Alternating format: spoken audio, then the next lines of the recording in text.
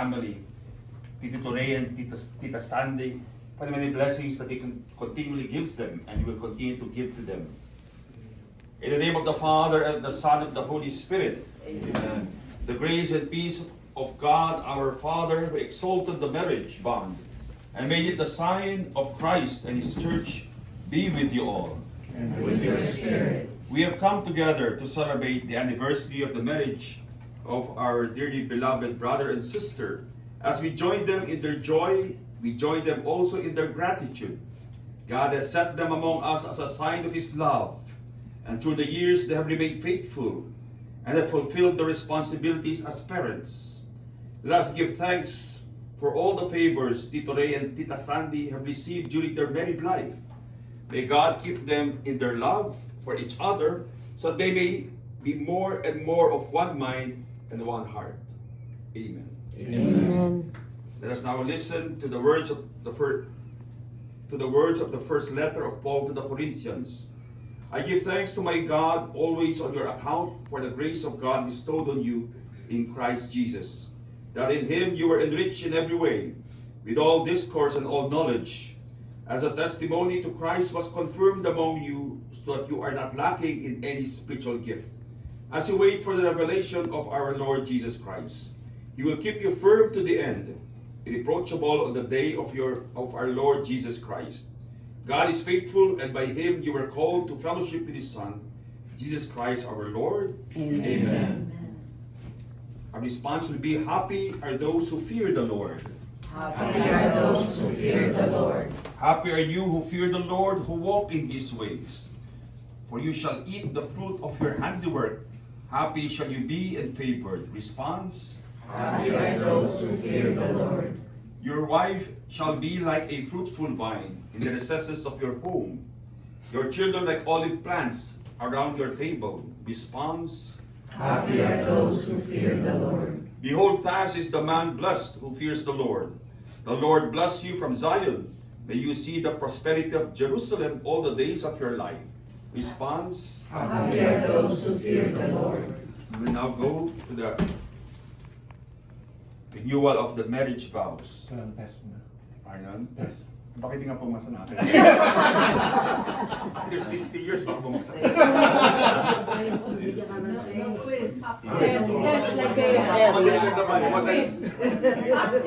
Ask me the secret Formula of married life. Dito. Yes, dear. Yes, dear.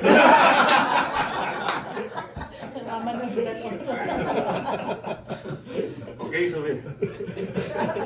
Ikaw kasi. Wala to yung solemnity. Dear brothers and sisters in Christ, we are gathered here in the sight and love of God to join these couples in their marriage vows renewal. Remind them of having performed and now are performing an act of complete faith in each other. That the heart of their marriage will be the relationship they create.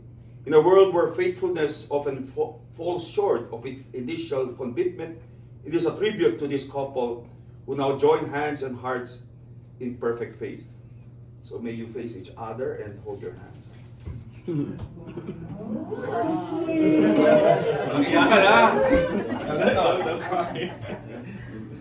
Our Father in heaven, creator and preserver of all mankind, giver of all spiritual grace, the author of everlasting life, send thy blessing upon this couple, whom we bless in thy name, that they keep living faithfully together, and may ever remain in perfect love and peace together.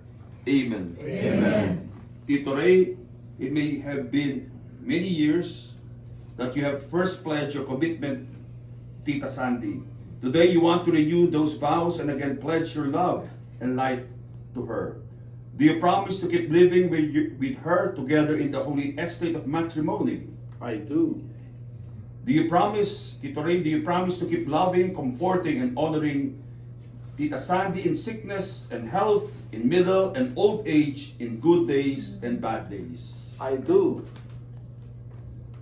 Tita Sandy, it may have been many years that you first pledged your commitment to your husband. Today, you want to renew those vows and again pledge your love and life to Tito Ray. Do you promise to keep living with your husband Tito Ray, together in the holy estate of matrimony? I do. Do you promise to keep loving, comforting, and honoring Tito Ray in sickness and health, in middle and old age, in good and bad days? I do. I will now give the blessing, the years which shall bring the couple into greater age and wisdom. We pray that their love shall be ever young, that they shall be always be able always to recover from moments of despair.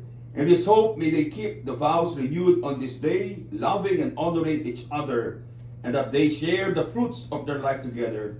Those whom God has joined together, let no one put asunder. Amen. Amen.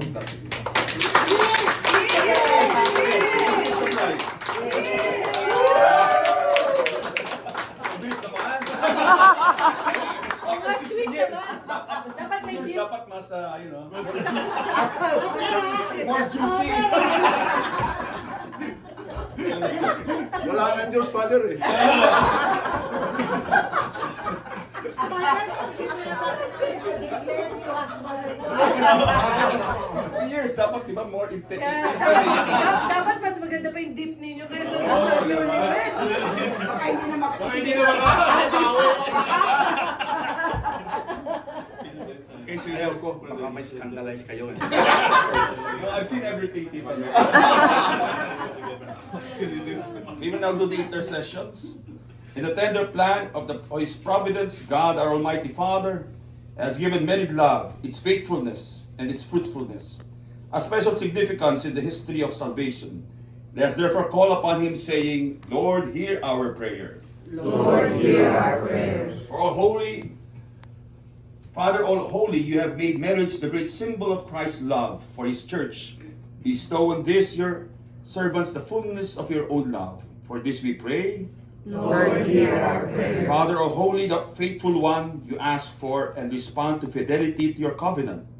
Fill with your blessings your servants who are celebrating their 60th wedding anniversary. For this we pray. Lord, hear our prayers. You live in eternity with the Son and the Holy Spirit, in oneness of life and communion of love. Grant that this, your servants, will be mindful of the covenant of love they pledge to each other, to the sacrament of marriage, and never fail in fidelity. For this we pray. Lord, hear our prayers. In your providence, you have ordained that all genuinely human experiences should become ways of leading the faithful to share in the mystery of Christ. Grant to your servants serenity in good times and bad, and the will to stay close to Christ and to live for Him alone. For this we pray. Lord, hear our prayers. It is your will that married life should be a lesson in Christian living. Grant that all husbands and wives, especially present here, may be witnesses to the wonders of your Son's love. For this we pray. Lord, hear our prayers. Lord God and Creator, we bless and praise your name. In the beginning you made man and woman so that they might enter a communion of life and love. You likewise bless this union of Tito Ray and Tita Sandy so that they might reflect the union of Christ with His church. Look with kindness on them today.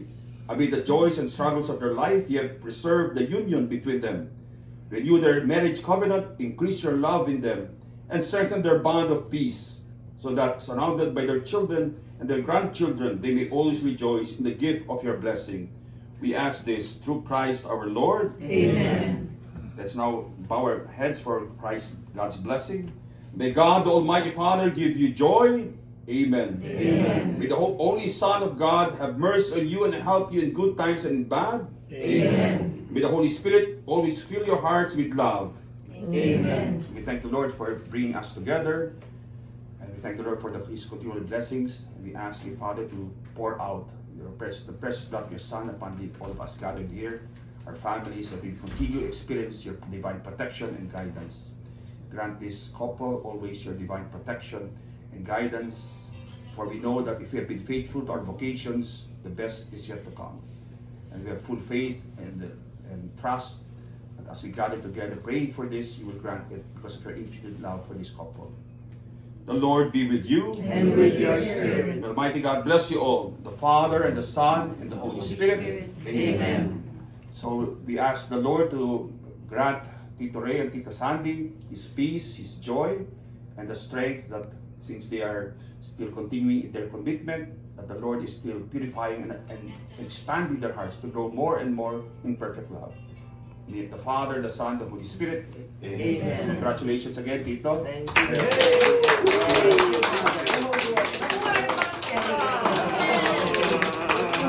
Okay, now I will bless you with the holy water.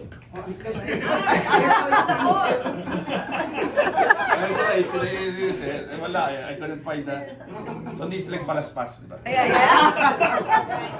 I use this usually in the, but it's a big one. Pagka na. Very creative. Ayun, of course.